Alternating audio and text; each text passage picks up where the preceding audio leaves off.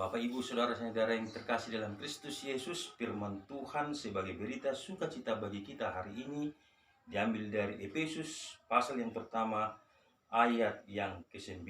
Beginilah firman Tuhan. Sebab ia telah menyatakan rahasia kehendaknya kepada kita sesuai dengan rencana kerelaannya, yaitu rencana kerelaan yang dari semula telah ditetapkannya di dalam Kristus. Demikianlah firman Tuhan. Bapak, Ibu, saudara-saudara yang terkasih dalam Kristus Yesus, kita telah mendengar firman Tuhan pada hari ini yang telah menyampaikan kepada kita. Saya mencatat ada beberapa hal. Yang pertama, kita melihat dari Ibrani pasal yang pertama ayat yang kedua tertulis demikian. Maka pada zaman akhir ini ia telah berbicara dengan perantaraan anaknya yang telah ia tetapkan sebagai yang berhak menerima segala yang ada oleh dia. Allah telah menjadikan alam semesta. Di sana tertulis Allah menetapkan Yesus Kristus.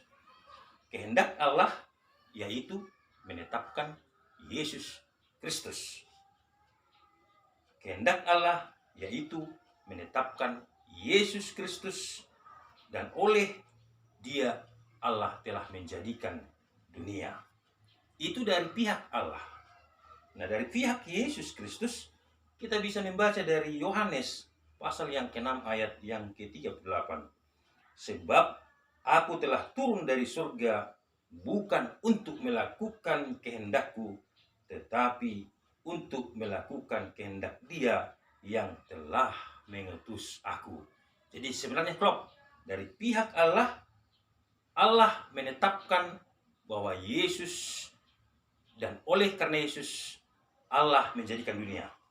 Dan dari pihak Yesus, Ia telah turun dari surga untuk melakukan kehendak Allah. Dan yang ketiga kita mencatat bahwa sebagaimana Yohanes pasal yang ke-10 ayat 10b dikatakan demikian. Aku datang supaya mereka mempunyai hidup dan mempunyainya dalam segala kelimpahan. Jadi kedatangan Yesus yang melakukan kehendak Allah dan melakukan rencana Allah adalah supaya semua orang mempunyai hidup dan mempunyainya dalam segala kelimpahan. Nah, inilah yang menjadi sukacita kita pada pagi hari ini, bahwa dengan kedatangan Yesus kita mempunyai segala kelimpahan. Yang terakhir, firman Tuhan mau mengatakan tidak ada yang dapat membatalkan, menggagalkan rencana dan kehendak Allah. Semua yang dikehendaki oleh Tuhan terjadi dalam hidup kita. Maka dalam Yesus ada hidup dalam segala kelimpahan.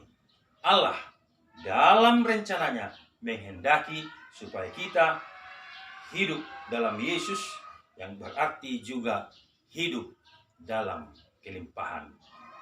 Shalom, Tuhan Yesus memberkati.